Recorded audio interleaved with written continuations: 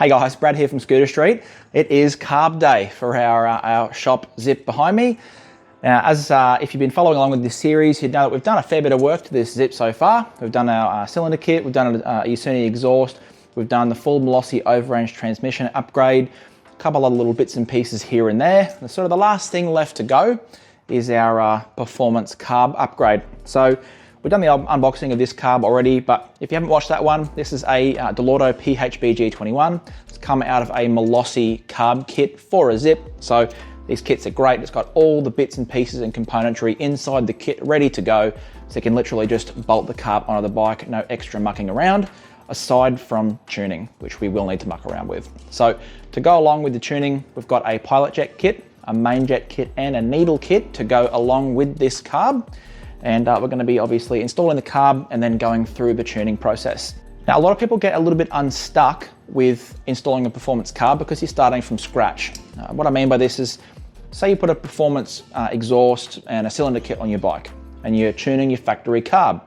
You're probably not going to need to change the pilot jet. All you're really doing is just changing the main. You're probably also not going to change the needle. So it's one change. It's pretty much no other variables. It's just the main jet. When you put a whole new carb in, you start to run into a bit of an issue where one thing being wrong can throw out something else. So your pilot jet being too rich can throw out the main jet. So you're trying to tune your main jet, but if your pilot jet is wrong, or say it's too rich, it'll keep throwing out the main jet and you'll keep getting really frustrated because you'll be chasing your tail. So there's a particular order and process that we use to tune carbs when we're doing a carb upgrade. Now, we'll go into it a little bit further in a minute, but for now, let's get this carb on this bike, bolt everything up. Obviously, got to get our old stuff out first, so we'll do that, and then we'll get into the tuning aspect of it once that's all done. All right, to start off with, we're going to get our factory carb out of the bike. Now, if you've worked on a Zip in particular, literally ever, you'd know they are so frustrating to get to some of the engine parts because of how low the panels sit. So usually what I'll do is pop the engine inspection cover off. That way we can access these floor bolts, lift the floor up out of the way and get to our airbox a little bit more easily. Now when I do this, I would usually put a rag just under the edge of the floor panel here so it doesn't scuff the paint, especially on a black scooter. But we're going to be doing some body work on this bike probably next anyway, so I'm not particularly worried about getting some scuffs on the paint. There we go. All right, much better access.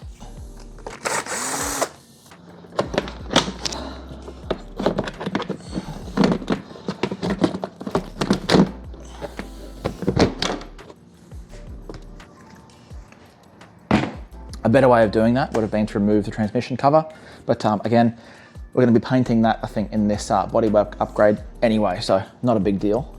Now, I'm probably going to want to drop the fuel first, so I'm going to go get a rag to put under the carb so we don't soak our whole engine and bench in fuel.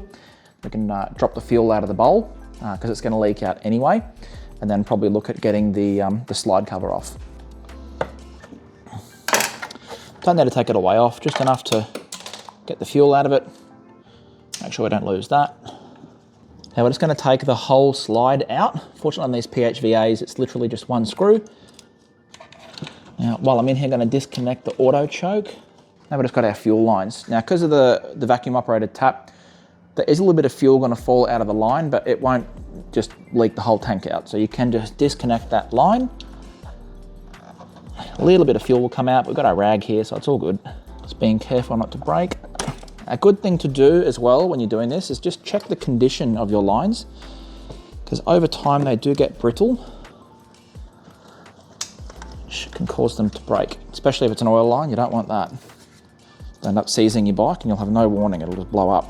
Okay, factory carb is out. Okay, so we've got our factory slide and needle here. So all we need to do is just undo the actual cable from the slide. Pop out a little plastic cap, the needle, whip, that's just a screw. Right, pop those down. There's a little cable end in the end of this slide. So I'll pull the spring back, push it through, and there we go. Happy days. Now we're pretty much ready to start putting our performance carb in the bike. There's just a couple of things I want to address quickly before we do that. Now the first one is, on the actual bike, If I was recommending someone else to do this, like recommending you to do this to your bike, or if I was doing it to mine, I would probably put a performance reed block in it at this point. Probably a Malossi VL13, that's what I have on my bike. It's usually what we'd recommend with a 21mm carb upgrade. Now, when we installed the cylinder kit on this bike, we replaced the factory metallic reeds on the factory reed block with the Malossi carbon ones. Now, because this is a shop bike, we're not particularly worried about, getting every little bit of performance that we possibly can out of it. So we're not going to do that. We're just going to leave it with the Malossi reed pedals. Honestly, it doesn't make that big of a difference. It does make a very small difference, but for the purposes of this bike, we're just not going to do it. But I would probably recommend that you do it. It's a decision you have to make for yourself. Now, when it comes to the actual carb itself, I mentioned at the start of this video and in the unboxing video, the needle and jets that come in this kit from factory are just placeholders, basically. You're not going to use them. It comes with a 70 main jet, which is going to be way too lean for this bike, a 48 pilot, which is going to be way too rich for this bike, and a W16 needle, which again is too rich for any setup that I've ever come across. So I have sort of just from experience with these carbs, sort of a basic point that I'll start at in terms of jetting. Again, it's just from my experience. Probably with the main, I'll start off at about a 98. It's going to be rich, and that's where I want it. With the pilot, I think probably somewhere around a 38 will be right with this, between a 35 and a 38. I'll probably put a 38 in there to start with. I'd say it'll be a bit rich, and then we can just come down when we tune it. Now with the needle, 99 times out of 100 on a setup like this, a W7 needle will work awesome. I'm gonna leave the W16 in there for now, because the W16 is rich, and like with the main and the pilot, you wanna start rich, and then we'll work our way back from there. So if this was my bike, I'd maybe just put a W7 in there straight away. If you're doing this at home and you've not done this before, it's good for you to learn what the difference is between a W16 and a W7, because if you're tuning a bike again, learning what it feels like when the needle is too rich, that's a good bit of experience to have under your belt. It makes it easier to diagnose carb tuning issues later on. So if this were you, I'd probably just recommend leaving the W16 in for now, and we'll tune that, because the needle's literally the last thing we tune. So we'll get to that in the end. So I'm gonna go ahead and swap those jets out, and then we can actually look at getting the slide and the rest of the carb on this bike. So we'll put our carb to the side for now. We're just going to focus on getting this cable into the slides. We'll chuck a little bit of inox on here, a little bit through here. Now this little plastic coating here, it can get a little bit stuck as it comes through the elbow, but you just need to be patient with it. There we go, all the way through. It is best to keep that elbow on because it just gives a bit more protection for that cable as it goes through the elbow, rather than being a metal cable against metal elbow. It's good to keep that on. Now, next up is to get the slide on. Now, unfortunately, because the cable goes through the spring, you need to put the spring on first and find a way of holding it in place while we lock the cable into the slide. There we go. So you see the slide's it's got a bit of a lollipop shape in here. We slide it through the large part of the lollipop, and on the other end, it hooks into a little retainer. If I can get it to go in. There we go, hooked in. Okay, so now we're going to put our needle in,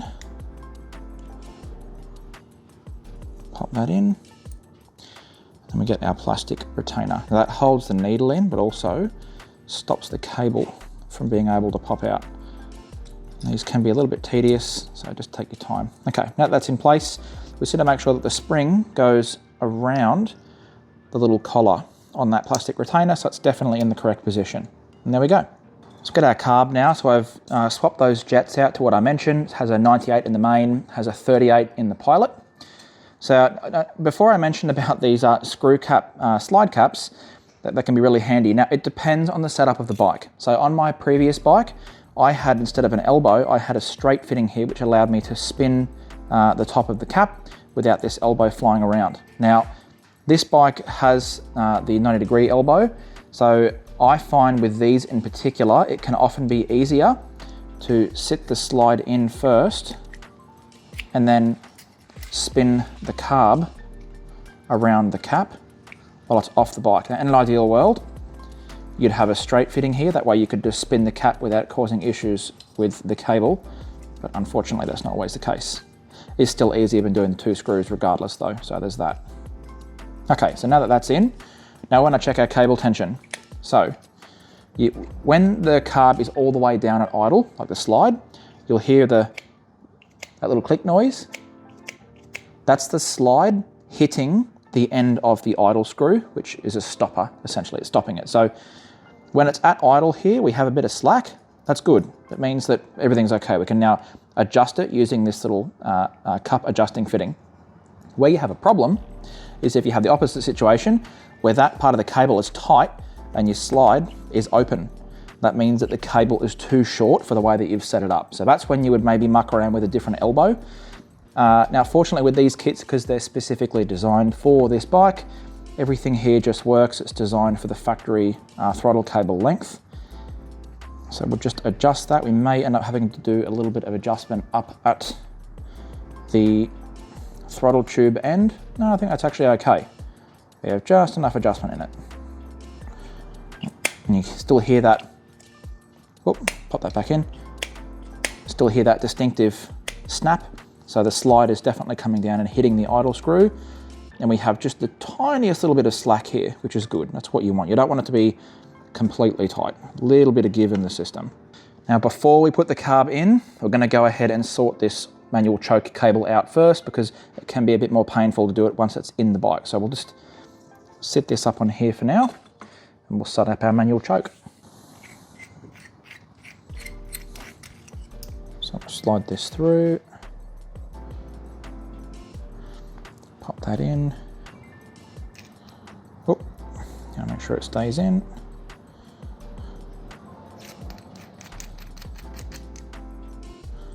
There we go. That just sits in there. Pop that down. Now, what we've done previously, sometimes these can get a bit stuck. So what I have done previously is just rounded off this edge here a little bit more, just so it operates smoothly. Best to wait until you've installed it first to make sure that it is definitely going to get caught, because sometimes just a bit of lube or just a bit of use will fix it. But if you have a persistent problem with this getting stuck, best thing is just to shave just the edge of the end of that lever off a little bit. I'll put our little rubber boot on there.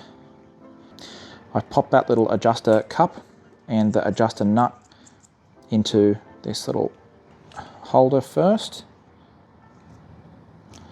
Same as the throttle cable, we're going to put the spring on first. Now this is where things can start to get a little bit tricky, so I might lay that down first. Now you might think, oh, we'll do this first and then do the lever. The problem is, what often happens is once this is set up, it needs the tension from the lever to stop this little setup from falling apart. So if you do this bit first, you're trying to do a lever, and then all this falls apart and the spring drops on the floor and bounces off somewhere, and it takes you 20 minutes to find it. So I've just always found from experience, it's much easier to do the lever end first. So we'll pop that in. Okay. And we can screw our cable out, a little adjuster, until we have sort of a neutral tension. So we'll just pop this in.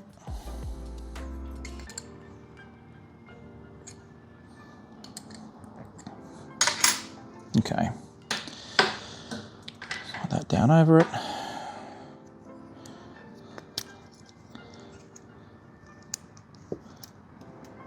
There we go.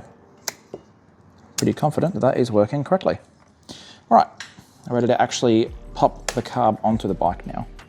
Now you can access a lot of this from under the seat, but it's going to make it more difficult for me to film. So I'm doing it the hard way so you guys can see. Do a hose clamp up, not too tight. Another great thing to do when you're doing this is just inspect the general condition of your intake manifold, because these Piaggio intake manifolds particularly have a real nasty habit of cracking and causing air leaks. And again, that's just going to be another thing that's going to make the tuning more difficult, because it's going to probably take you a little while to realize that's happened. All right, next up we're going to sort out our choke lever mount. So usually I would use a little right angle bracket that comes in the kit, and I would mount it on that transmission cover bolt. Now we're not actually going to put it there yet, because we're going to put the air box in yet, and it'll just get in the way. But just while we're sorting the choke out, we'll just finish up with this. So, bracket in like that. This little bracket goes in between that little clamp. And there's one little black hex screw in the kit, and that's what this is for.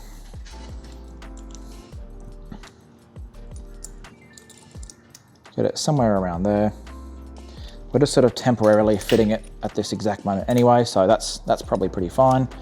Now that we've got the carb and the choke installed and ready to go, last stage of our actual installation process before we can get to the tuning is putting our Malossi air stuffers in the airbox. Now I've done a video previously on the installation of the Malossi air stuffers on these airboxes and how these Zip and also used on other Piaggio airboxes are a little bit funny. So just pop it open. So you've got a Malossi red sponge in here, so we'll pop that out. Now where we're going to put our stuffers is two of them just here. So we need to drill two 14mm holes and those air stuffers will snap into place. Now the funny thing with these airboxes and the other modification we're going to have to make, so the air comes into the intake elbow here, which I'm going to pop out as well, comes through here, around, into this section of the cover, and then it has to come through these tiny, tiny two little holes. Hopefully you can see those. Now what we're going to have to do is we're going to have to open these up as well, because there's no point giving the airbox more flow here, but then it still has this big restrictive bottleneck just here. So I'm going to put a couple of holes in this as well. Now you cannot cut this. Don't cut this out, because that little plastic edge there actually pushes and presses the air filter up against the inner part of the airbox, so it's sealed. So if you cut this, take that edge off, you're going to get dirty air getting into your engine. So it's very important you do not cut that. We just want to drill a few holes in here just to open it up a little bit, and then we'll get a bit more airflow through our carb. So get rid of this first. That makes a pretty big difference just straight away. Use our stepped drill bit.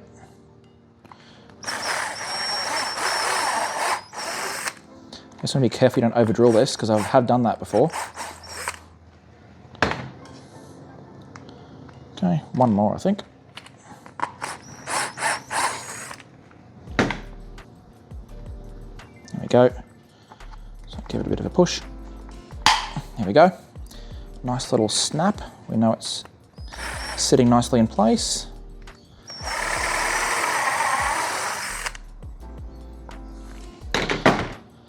Best to check twice and drill once. Okay. There we go, nice. Get the bit of plastic out of there. You can see they're sitting quite nicely, nice and tidy. And we've opened up our airflow here, so it's going to make a really big difference to this bike. Now, unfortunately, this is a bit of a pain because you get the drill through and then you have this bit of plastic backing right there. So there's kind of not really a way of doing this really nice and tidily. It's just going to be a bit of a mess no matter what you do. So just going to try and do the best job that you can. I usually just try and put a few holes wherever I can get them. Often hard to get a good angle. Hopefully you can see when I was tightening it up with the blade, it was easy enough just to sort of connect those holes with the blade. So we've got, doesn't look particularly pretty, but it was never going to because it's a difficult area to get to. So we've got a nice big opening here, probably at least double the amount of air that can get in here. So that should be quite good. So many times over the years, I have seen Piaggio airboxes with every single one of these self-tapping screws stripped and the covers sitting on there half loosely. You do not need to oversee that one. That one's finished. That one's doing nothing. That thread is finished. You don't need to over tighten these. Just to the point they stop. That's all it needs.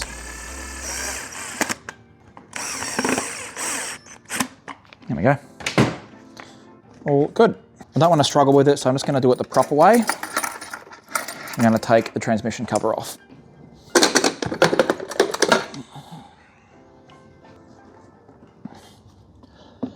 That makes it a bit easier. Still not easy, but easier.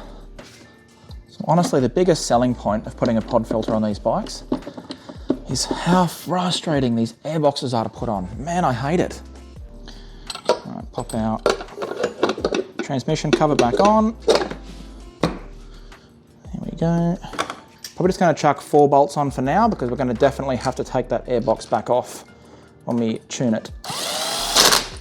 Now, for now, because we're just tuning, I'm just going to pop this choke lever onto this bolt here. Still pretty easily accessible and out of the way.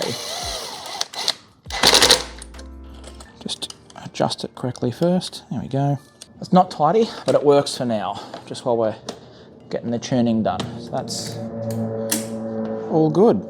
The carb's installed, manual choke is installed, and we've modified our airbox to suit the new upgrades that we've made. So, next port of call is tuning. Now, as mentioned at the start of the video, we have a particular process that we use for PHBG tuning. Now, this process will work for pretty much any carb. It's sort of most applicable for a PHBG because it's one of the more common and highly adjustable performance carbs for two-stroke scooters. Now, as I mentioned earlier, the needle is the very last thing that we do. All it does is cleans up the mid-range throttle. So we can sort of put that to the side for now. What we're going to focus on first is the pilot and main jet. Now, as I mentioned, the pilot and the main jet can kind of throw each other out and make it difficult to work out where the problem is. You could have a pilot jet that's too lean and that throws out the main, or a pilot jet that's too rich and throws out the main, and you can have the opposite on the other way with the main jet. So what we need to do is isolate the tune of the pilot jet from the tune of the mains. We can work out where each of them is. Now, the best way that I have discovered to do this is to start with the pilot jet. Now, how do we isolate the pilot jet from the main? Well, we need to start with what each of these jets does in relation to the running of the bike. So, hypothetical situation, you're sitting there at idle, you full throttle the scooter, and it takes off. However, it takes a couple of seconds for the fuel, as the vacuum from the engine increases as the bike starts to rev up. It takes a couple of seconds for the fuel to be sucked up through the main jet in the bowl, up through the galleries of the carb, past the needle, in past the reed valve, through the crank, up into the cylinder. There's a little bit of a sort of a journey the fuel has to take. So when the bike revs up straight away, where's that fuel coming from for that first couple of seconds? It's obviously coming from the pilot jet. So the best way that we can isolate the tune of the pilot jet from the main jet is to sit the bike at idle, make sure it's warm and off the choke, then full throttle the bike for about 2 seconds. How the bike responds when we do this tells us where the tune of the pilot jet's at. So how this looks in practice, stereotypically, we'll sit the bike at idle, say you full throttle it for 2 seconds, right? No more than 2 seconds. That's all we're worried about is that first 2 seconds. If the pilot jet is lean, it'll often do like a burp sort of noise for about 2 seconds, and then it will rev up because that fuel that it's relying on to initially rev up from the pilot jet isn't there, it's too lean.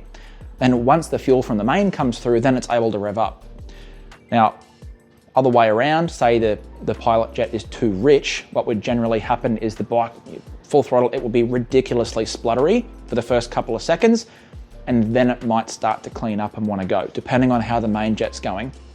Now, the main jet in this is rich, so if we full throttle it and it's just ridiculously spluttery, even after the engine has warmed up, then we know the pilot jet and the main jet are rich. Not so much worried about the main jet for now. So say that's the scenario we're in, which is probably, I'm hoping, what we're going to be in with this 38 pilot I've got in the bike. We full throttle the bike, it just splutters ridiculously, doesn't want to move. Right, so then we go down in the pilot jet size to a 35, next size down. Repeat the process. And we keep doing this until we get to where we want to be, which is we full throttle the bike, it revs up nice and cleanly for about 2 seconds, and then it starts to splutter because the main jet's rich. That's the position we want to be in, because then we can sort of close the book on the pilot jet and just purely focus on the main, because the pilot's right. We've isolated the two, and now we can just focus on the main. And we do exactly the same process with the main. We've started at a 98. I know from my experience with these setups, that's going to be pretty rich. So we can slowly work our way down. Once we get to the point that it's running well off the initial takeoff with the pilot, and then it's revving up nicely and running well through the rev range with the main jet. And again, I've said it before, but I'll say it again, main jet tuning, you're only tuning full throttle. Ignore everything else. If you're main jet tuning, you should be riding exclusively on full throttle. Forget everything else. That even goes for just generally riding around. You know, you might not have a test track to test on, which we don't here. to get an accurate read on the plug color, what you realistically need to do is just exclusively full throttle ride the bike. Don't ride a medium throttle, because with the W16 needle that's in the bike, it'll be crazy rich.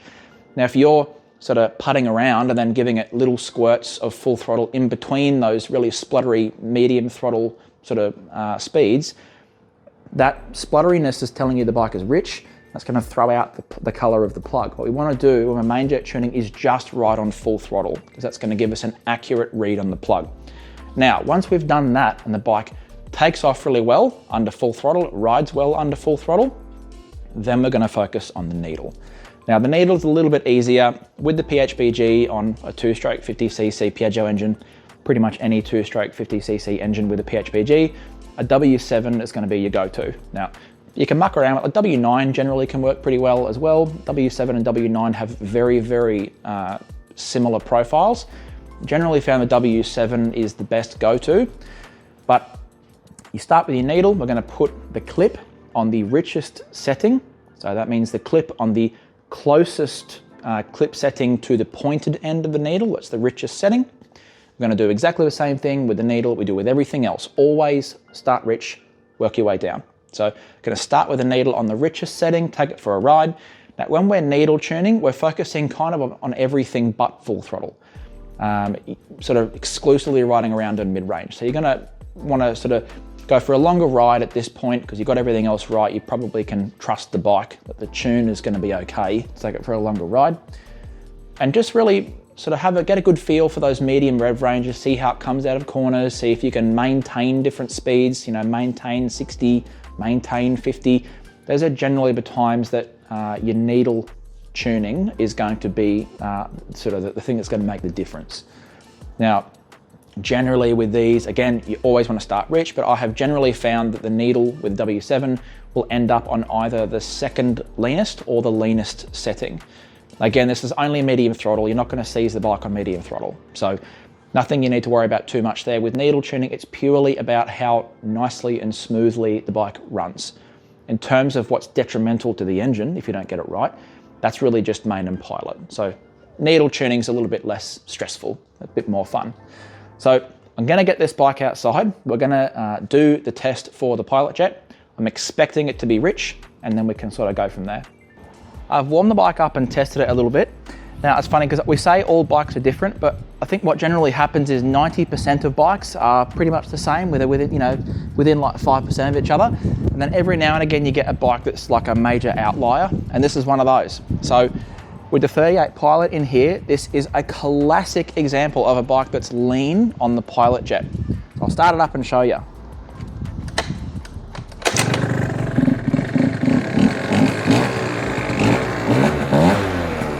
So once the bike is up on the main, it's okay. But once it comes off the main, it's really boggy. So I'll let it idle, and I'll give it a full throttle, and I'll show you what I mean. So there's idle, dead, right? But if we, might have to use the choke to start it back up. Hang on. So it's boggy down low.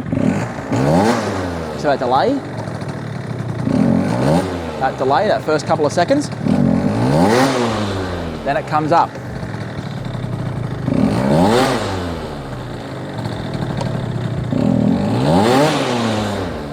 Classic example of a lean pilot. Now, if I rev it up and I keep it on the main, it'll be perfect. Listen.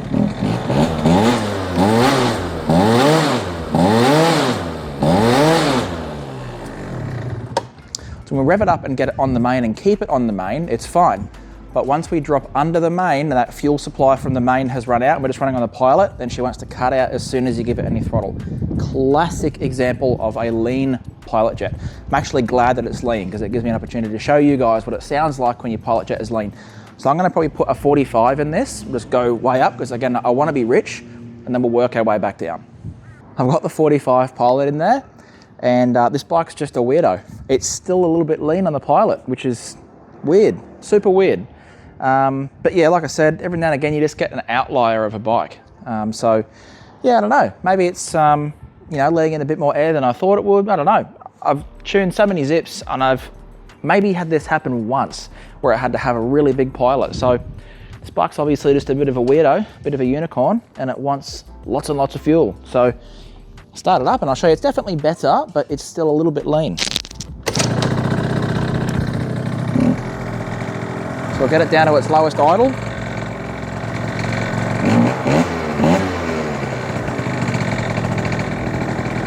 There it is, so I'll go full throttle. It's that little delay.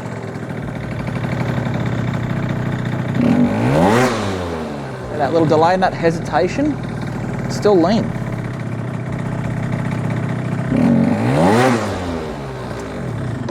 Still lean. I have to put the 48 back in. Super weird. Weird. I've double checked all my connections, all my hoses, made sure there's no cracks in anything, made sure there's no additional air leaks. It's just a weird bike, this one. So I've got the 48 Pilot back in there and it's pretty good. It's where it should be now.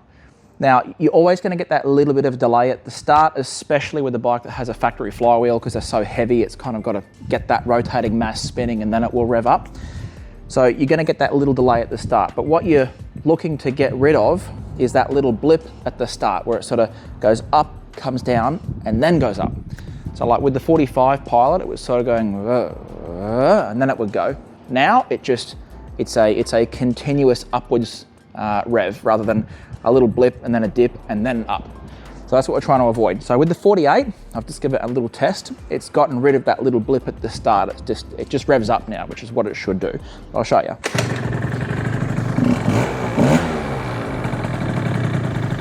All right, so at a good stable idle. So it's just straight up. Little delay, but straight up.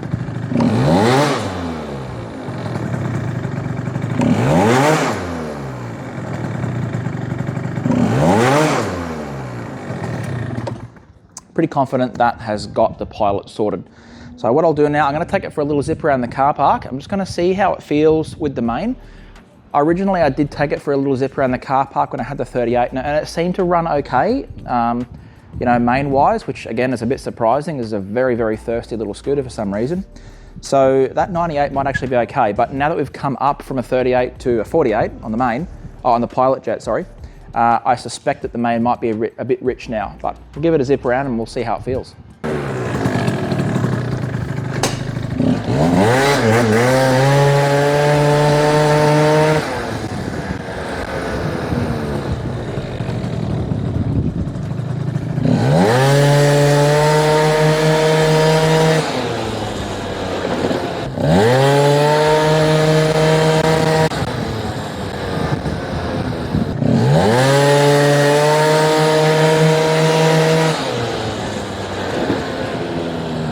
Amazingly, I think that's actually pretty spot on. I'm going to take it for a longer ride out on the road and to see how it feels, but that feels really good, which is a bit annoying for a video because what I want to do is for it to be, you know, rich and work the way down so I can show you guys the proper process, but unfortunately I think we've just kind of guessed it at this one with the 98.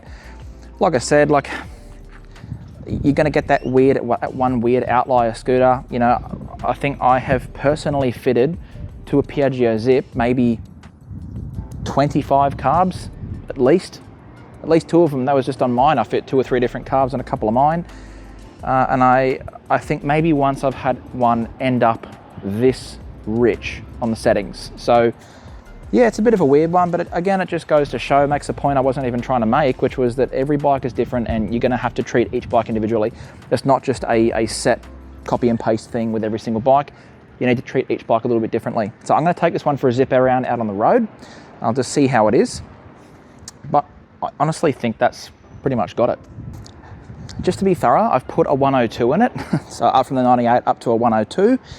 Just to confirm the 98 is definitely right, because I just don't feel comfortable not having gone too rich and then working my way back down. So I just want to confirm. I think it's going to be rich, but I'll take it for a quick nip around the car park with a 102. And if it's rich, well then we know that the 98's where it's at.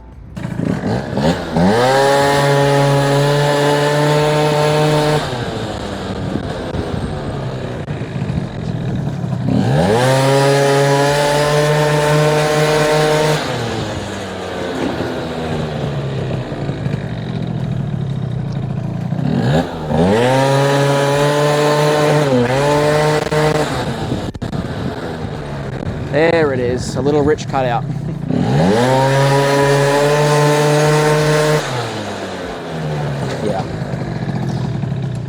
Yeah, there it is. So that's definitely the 98. Just that little rich cut out there. You find when they start getting really close to the line, they'll just every now and again just sort of cut for a second. It's too rich. Back to the 98. As you can see behind me, I've got the scooter back together. I've taken it for a ride out on the street and it's riding really good. It's so crispy and torquey. Really great example of a street race PIO Zip. Now, the big difference with the carb, I'd say it's probably picked up maybe 15% power, maybe 15 to 20% power, somewhere in that range. But the big difference is previously it was sort of run out of steam at about 80 k's an hour. Now it's just going way off the clock. I'd say in real life speed, not in fake dash speed, because the dash always tells you you're going faster than you are. It's probably doing between 90 and 95 k's an hour, which is like well and truly fast enough on little 10-inch skateboard wheels. Now the thing we didn't get to tuning wise was needle tuning. The reason for this, for me to show you needle tuning accurately, and be able to show you what it's like when the needle is rich, and show you what it's like when we've got it spot on, I need to be able to show you the bike riding at sort of 50 to 60 k's an hour when you're trying to maintain that sort of medium speed. And today I forgot my helmet and my helmet mounted GoPro, so I can't really show you that. But different to main jet and pilot jet tuning, needle tuning pretty much is an exact science. I can tell you, every single Piaggio that we have ever tuned in the shop with a PHBG, basically it was a W7 on either the leanest or the second leanest setting. Every single time, it doesn't change. That W7 needle is spot on for pretty much all Piaggio PHBGs, whether it's a 50, a 70, full race 70, W7 needle on either the leanest or the second leanest setting. Every single time, it always works. So of all the things that I couldn't show you, that was probably the best one to not be able to show you. Now, when I talk about either the leanest or the richest setting on the needle, I have the W16 needle that came out of this carb, out of the packaging when we got it. This is the stock needle that comes in this carb and comes in all PHBGs. Now, when we talk about the clip settings, so you have the different clip slots here. Now, as a general rule, pointy end is rich, flat end is lean. So the closer you move the clip to the pointy end, the richer the needle setting is, and the closer you move it to the flat end, the leaner the needle setting is. Now some needles have 5 or more clip settings. The W needles only have 4, which makes it a bit easier. You've got less variation. So when I say second leanest setting, which is what this bike's on now with a W7 needle, it's in the second from the flat end of the needle. The leanest setting would be the closest to the flat end. Richest would be closest to the pointy end.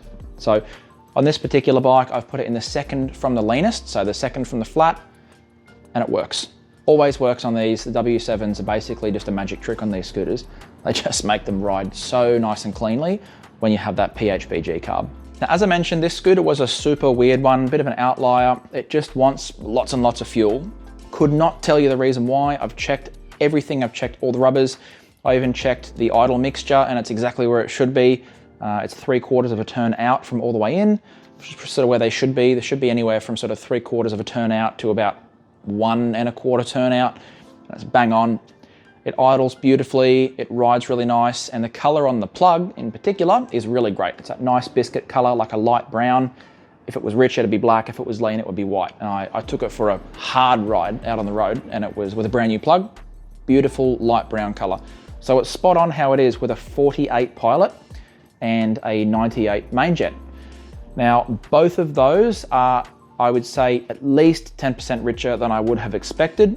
Now, annoying that this is the bike that was like that was one I was trying to do a demonstration video on, but it's life. That could be because I opened up the airbox a little bit more than I usually would have, sort of connecting those holes with the blade and giving it a bit more air. And it sort of lends credence to that theory that when you sort of roll it on, you do get a bit of sort of raspy induction noise, bit of that whoop noise. So could just be that, good chance it is. Usually I would just put a couple of holes, but I opened this one up a little bit more. It rides so good, it's so torquey off the mark. So, you know, we've definitely hit this one bang on in terms of tuning. Now I did move the position of the manual choke. I've tucked it up on one of the bolts a little bit further on the transmission cover, so it's in a really nice sort of inconspicuous place, but still pretty easy to get to. Pretty happy with that. I did have to, because of the shape of the transmission cover, put a couple of washers in behind the bracket just to get it out away from the transmission cover a little bit, because it was sort of rubbing on one of the edges. But that wasn't a big deal. But yeah, quite happy with that position. It's nice and inconspicuous, but still easy to get to. So everything you want. Now, one last thing I just wanted to quickly mention.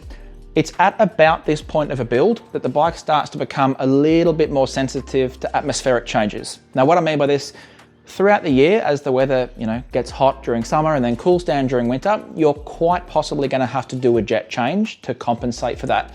Now, because we've opened the intake up, we've just made the engine a little bit more sensitive to differences in air temperature. So what this means practically, as you come into winter, I would highly recommend doing a spark plug change, taking it for a ride and just checking the color on the plug. If it starts to look a little bit on the light/white side, then you'll know it's probably time to go up a jet size. And likewise, as you start to come into summer, the bike will start to richen up, but this is usually a little bit easier to diagnose because it'll start to get a little bit of a stutter every now and again, usually when it's hot. Basically the same sort of stutter that the bike got when I put the 102 jet in it, had a little stutter just every now and again.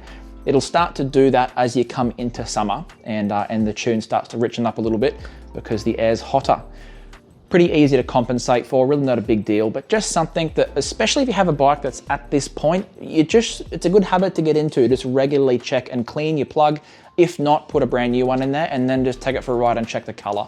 Thanks for watching, guys. Look, I hope you got something useful out of that one, especially if you're someone who's maybe considering putting a carb kit in your bike.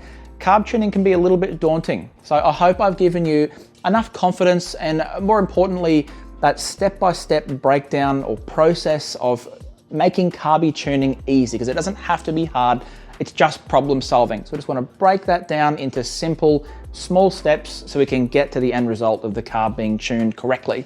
Anyway, if that's you and you got something out of this, hit that like button. And as always, if you have any questions, please let us know in the comments. We endeavor to answer every single one. And if you haven't subbed to our channel yet, what are you doing? Hit the sub button, because we have so much more content coming like this and you definitely won't want to miss out. Anyway, thanks for watching, guys, and I'll see you next time.